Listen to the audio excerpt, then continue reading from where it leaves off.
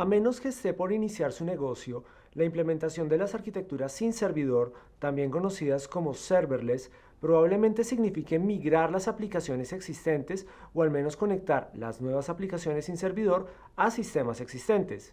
De los tres patrones de migración comunes descritos al principio de esta sección, el más común para migrar las aplicaciones complejas es el patrón Strangler, en el que se refactorizan y se reescriben partes de la aplicación con tecnología sin servidor.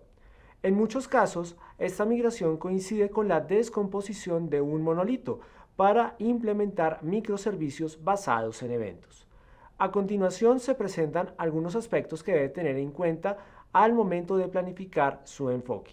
¿Qué hace esta aplicación y cómo se organizan sus componentes? Puede sonar un poco extraño preguntar ¿qué hace esto? Sin embargo, dejar de pensar en el propósito empresarial de la aplicación y sus componentes puede ayudarlo a determinar la forma correcta de desacoplar las aplicaciones. Esto es coherente con la idea del diseño basado en el dominio. Debe establecer un contexto delimitado para cada microservicio. Establezca qué parte de la aplicación total representa cada microservicio. Luego coloque los datos asociados en el propio almacén de datos del microservicio. Los equipos deben ponerse de acuerdo con los límites de cada dominio que se comparte, quién es el propietario y quién utiliza los datos. Distintos dominios pueden tener definiciones diferentes de qué datos forman parte de una entidad, como contacto o pedido. Como analogía, piense en una gran tienda antigua que decide reorganizarse en boutiques más pequeñas, donde cada una se centra en un tipo de producto específico. Ya tienen algunos dominios obvios, como los zapatos o los artículos deportivos, pero ¿dónde debería ir el calzado deportivo? Esto puede ser un ejercicio realmente difícil, pero el proceso del diseño basado en dominios le da los medios para averiguarlo. A continuación, ¿cómo puede dividir sus datos según el patrón de segregación de responsabilidad de consulta de comandos o CQRS? ¿Qué pertenece al plano de control y qué pertenece al plano de datos? Ahora que ha definido cómo se distribuyen los datos, debe diseñar los almacenes de datos para que coincidan con la forma en que se utilizarán los datos y dejar de pensar en términos de una única base de datos de uso general. Tiene que segmentar la base de datos junto con los microservicios. Desacople los requisitos transaccionales del plano de control de las operaciones de consulta del plano de datos. En nuestro ejemplo de la gran tienda, esto podría significar separar los aspectos transaccionales como las transacciones de puntos de venta de las operaciones de consulta como los informes mensuales.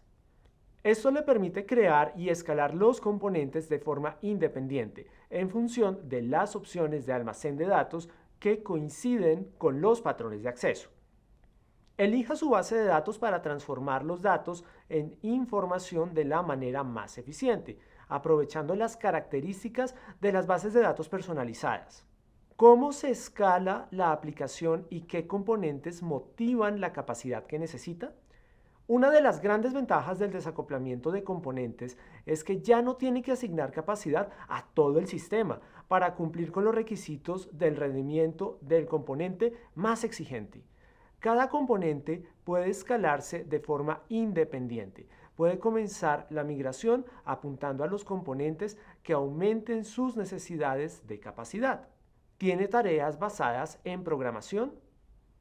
Las tareas o el código que utiliza trabajos cron son buenos destinos para reemplazar por funciones lambda. Puede crear una regla de Event Bridge que ejecute una función lambda según una programación. ¿Tiene múltiples instancias que escuchen una cola? En este lugar puede resultar fácil introducir una cola de SQS sin requerir un gran desenredo del código existente. Y finalmente, ¿dónde puede refactorizar o mejorar las funcionalidades sin afectar la implementación actual? Puede utilizar tanto el balanceador de carga de aplicaciones como API Gateway para dirigir el tráfico a diferentes destinos, con el fin de incorporar con facilidad nuevos componentes sin interrumpir el sistema existente. Un balanceador de carga de aplicaciones o ALB es una buena opción si ya lo está utilizando para administrar el tráfico de las aplicaciones. Esto facilita la transición de pilas de cómputo existentes a Lambda, ya que puede actualizar las rutas del balanceador de carga de aplicaciones para que apunten a un nuevo componente. Es posible que las características de API Gateway le resulten valiosas si crea API RESTful. Con API Gateway puede integrarse fácilmente a otros servicios de AWS, funciones Lambda o servicios web HTTP. Puede exportar el SDK para su API con el fin de facilitar la integración para otros clientes y puede usar la limitación controlada y los planes de uso para controlar cómo los diferentes clientes pueden usar su API. Si desea implementar nuevas versiones de una API sin simplemente reemplazar la existente, puede utilizar las etapas de API Gateway para mantener varias versiones de una API. A continuación, puede usar implementaciones Canary y el desvío de tráfico cuando desee pasar la última versión a la fase de producción. El balanceador de carga de aplicaciones admite la autorización a través de proveedores compatibles con OpenID Connect, incluidos en los grupos de usuario de Amazon Cognito. Sin embargo, tiene más opciones de autorización con API Gateway, incluida la protección de sus APIs con la misma protección que utilizan los servicios de AWS. También desea comparar las estructuras de costos del balanceador de carga de aplicaciones frente a las del API Gateway. El balanceador de carga de aplicaciones se cobra por hora en función del número de unidades de capacidad del balanceador de carga utilizadas por hora. API Gateway se cobra en función de las solicitudes reales que atiende. Por lo tanto, su decisión dependerá de las características que necesite y de la naturaleza de los patrones de tráfico. Por ejemplo, un flujo constante de tráfico puede costar menos con el balanceador de carga de aplicaciones, pero si los patrones de solicitudes tienen muchos picos de actividad, API Gateway puede ser más rentable. Evalúe costos y ahorros de costos. Una pregunta común que surge en el momento de decidir migrar a una arquitectura sin servidor es la siguiente: ¿cómo son los costos en comparación con otras opciones? Es importante comparar los costos de tres factores. El primer factor es el costo de la infraestructura para ejecutar su carga de trabajo. Por ejemplo, los costos de la capacidad de S2 aprovisionada frente a los costos por invocación de las funciones Lambda.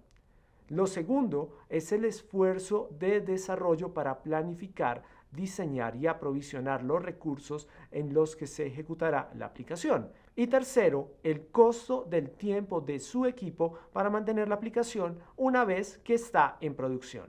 También debe tener en cuenta el valor de negocio de la mayor velocidad y agilidad que le ofrece la tecnología sin servidor.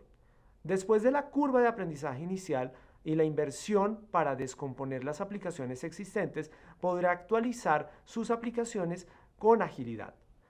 Otro beneficio es que los costos se pueden estimar con detalle, por evento, por cliente, debido a que los costos se producen cuando ocurren eventos. Los aumentos en los costos siguen más cerca el crecimiento del negocio. La tecnología sin servidor no es la opción adecuada para todas las arquitecturas, pero asegúrese de considerar todos estos factores cuando evalúe sus opciones. Debajo del video encontrará un enlace a un documento técnico en el que se analizará el costo total de propiedad de las tecnologías sin servidor.